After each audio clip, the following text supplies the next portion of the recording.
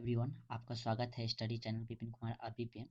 हमने एक general science का कोर्स प्लान किया है जिसमें मैं विपिन कुमार आपको फिजिक्स, केमिस्ट्री एंड बायोलॉजी का संपूर्ण चैप्टर यानी प्रत्येक चैप्टर से इम्पोर्टेंट क्वेश्चन कराऊंगा, जिसमें से पहले हम फिजिक्स पढ़ेंगे, फिर केमिस्ट्री और फिर बायो पढ़ेंगे।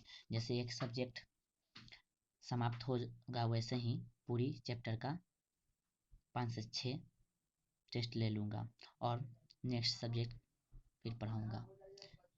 मेरा कहने का मतलब यह था कि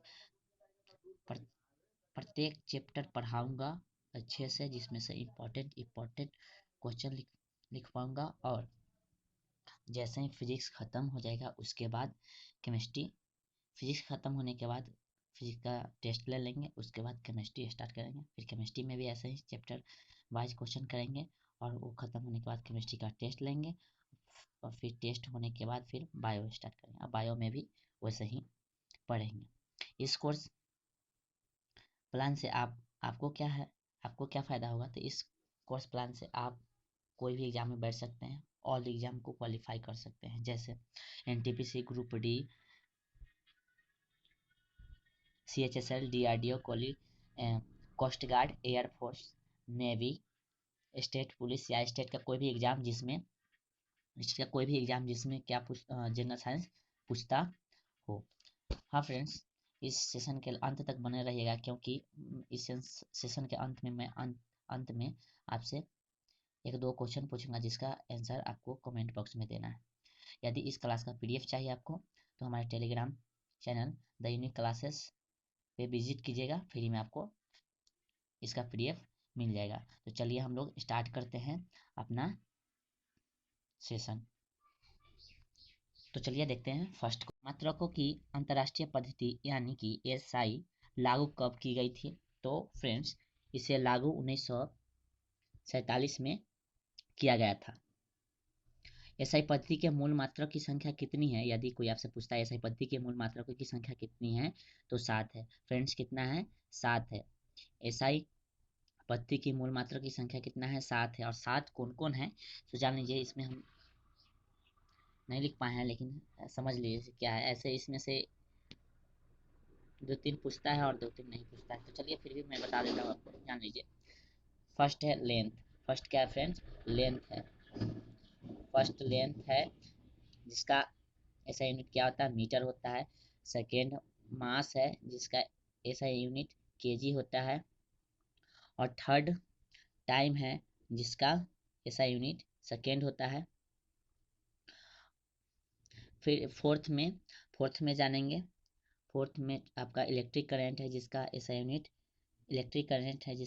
ऐसा यूनिट जो होता है आपका एम्पियर होता है। और फिर देखेंगे तो 5 नंबर में आपका टेम्परेचर है, जिसका ऐसा यूनिट केल्विन होता है। 6 नंबर में आपका यूनिट है यूनिट ऑफ सब्सटेंस यानी पदार्थ की मात्रा है, जिसका मोल होता है। और 7 नंबर में आपका लुमिनियस इंटेंसिटी है, यानी जो ज्योति तीव्रता, जिसका कैंडेला होता है, जिसे CD में लिखते हैं।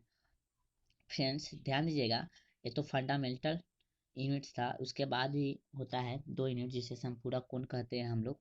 संपूरक कोण कहते हैं तो वो एक है समतल कोण। समतल कोण एक क्या है फ्रेंड्स? हमारा समतल कोण है।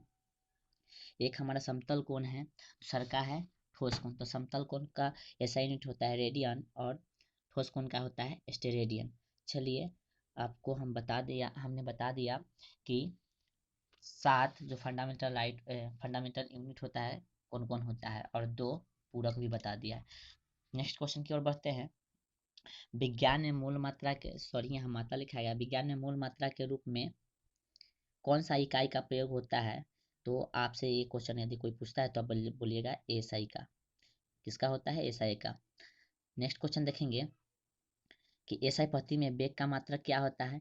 SI पद्धति में वेग का मात्रक क्या होता है? तो आप बताइएगा। SI पद्धति में वेग का मात्रक क्या होता है? मीटर पर सेकेंड होता है। मीटर पर सेकेंड होता है। त्वरण का SI मात्रक क्या होता है? त्वरण का होता है मीटर पर सेकेंड स्क्वायर होता है। कार्य का SI मात्रक क्या होता है? तो कार्य का जूल बोलिए या न्यूटन मीटर बोल सकते हैं। ज़्यादा आपको पूछेगा इसमें जूल ही पूछता है, न्यूटन मीटर बहुत कम ही पूछता है। ज़्यादा आपको पूछेगा तो आपको ऑप्शन में जूल ही रहेगा। कार्य का जूल होता है। चलिए और एक चीज ध्यान दीजिएगा, कार्य का और ऊर्जा का सेम ही होता है। कार्य का भी जूल होता है और ऊर्जा का भी जूल ही होता है, तो ध्यान दीजिएगा आप लोग। नेक्स्ट क्वेश्चन है, बल का एसआई मात्रक यानी बल का एसआई यूनिट क्या होता है? तो बल का न्यूटन आप बोल दीजिए या केजी मीटर पर सेकेंड स्क्वायर बोल दीजिए। न्यूटन बोल सकते हैं, न्यूटन या केजी मीटर स्क्वायर बोल सकते हैं। नेक्स्ट क्वेश्चन है, दाब का मात्रक क्या होता है? तो न्यूटन मीटर स्क्वायर होता है या पास्कल बोल सकते हैं। दोनों में से कोई ऑप्शन रहेगा, आप टिक लगा दीजिए। न्यूटन मीटर हो सकता है या पास्कल हो सकता है, तो आप दोनों में से कोई रहेगा, टिक लगा सकते हैं। नेक्स्ट क्वेश्चन है, क्या है? पृष्ठ तनाव जो होता है उसका मात्रक क्या है? तो न्यूटन मीटर होता है। पृष्ठ तनाव का मात्रक क्या होता है? न्यूटन मीटर होता है। नेक्स्ट देखेंगे, विद्युत धारा का मात्रक क्या होता है? तो विद्युत धारा का मैं तो ऊपर ही बता दिया था, इलेक्ट्रिक करंट, जिसे हम लोग विद्युत धारा हिंदी में कहते हैं। इसका क्या होता है फ्रेंड्स? तो इसका होता है एम्पियर होता है। क्या होता है? एम्पियर। चलिए नेक्स्ट देखेंगे क्वेश्चन, ज्योति तीव्रता का मात्रक क्या होता है? तो ज्योति तीव्रता का भी मैंने बता दिया है, लुमिनियस इंटेंसिटी जिसको इंग्लिश में बोलते हैं, इसका क्या होता है?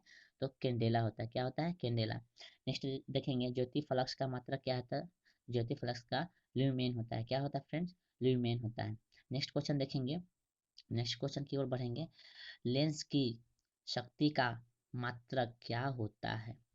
फ्रेंड ध्यान दीजिएगा, ये क्वेश्चन सब इंपॉर्टेंट है, अच्छी तरह से ध्यान दीजिएगा और पीडीएफ डाउनलोड कर लीजिएगा वीडियो देखने के बाद। अब वीडियो के अंत तक बने रहिएगा, क्योंकि मैं आपको होमवर्क भी दूंगा 2 क्वेश्चन, जिसका आंसर आपको कमेंट बॉक्स में देखना है।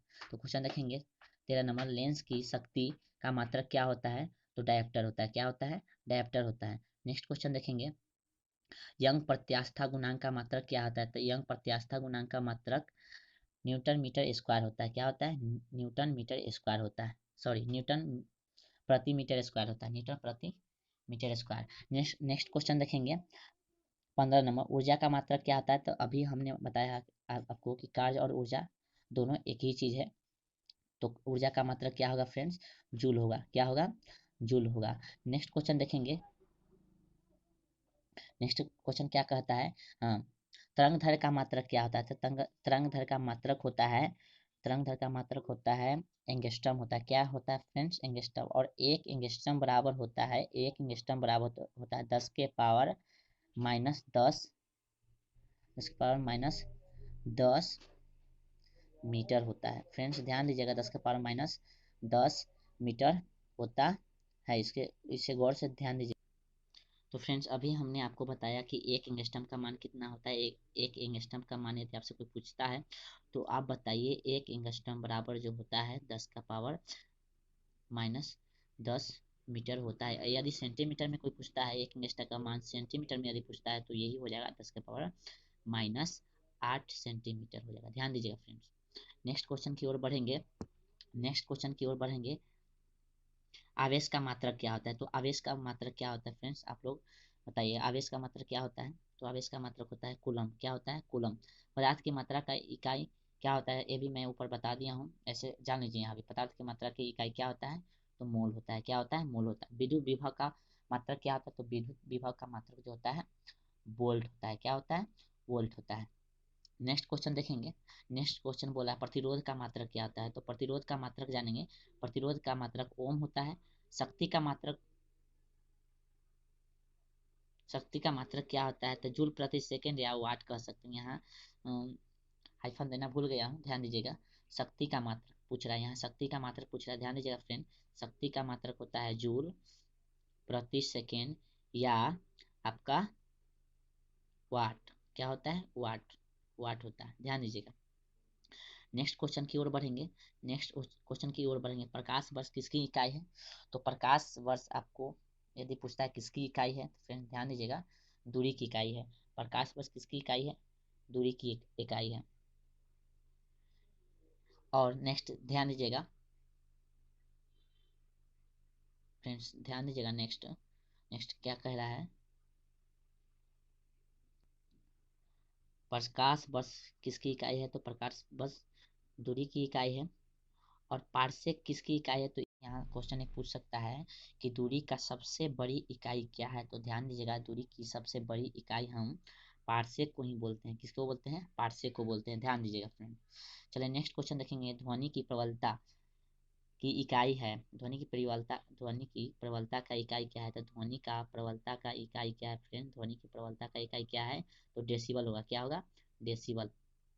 नेक्स्ट क्वेश्चन ध्यान दीजिएगा कि रेडियो एक्टिव धर्मिता का इकाई है।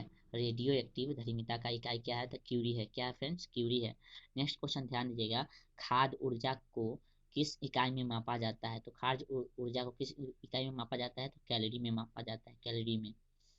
जैसे आप ध्यान देते होगा कि कोई फूड खरीदते होइएगा तो उसमें ध्यान, जैसे कोई मान लीजिए चिप्स का पैकेट खरीदते हैं या कुछ भी खरीदते हैं तो उसमें आप लोग देखते हैं कि ये कितना कैलोरी का है, ये कितना कैलोरी का है। ठीक, तो क्या होगा? खाने का एक पदार्थ हो गया तो उसको किस इकाई में मापा जाता है, वही क्वेश्चन कर रहा है। तो खाद्य ऊर्जा को किस इकाई में मापा जाता है? तो कैलोरी में मापते हैं। क्या चीज में मापते हैं? कैलोरी में मापते हैं।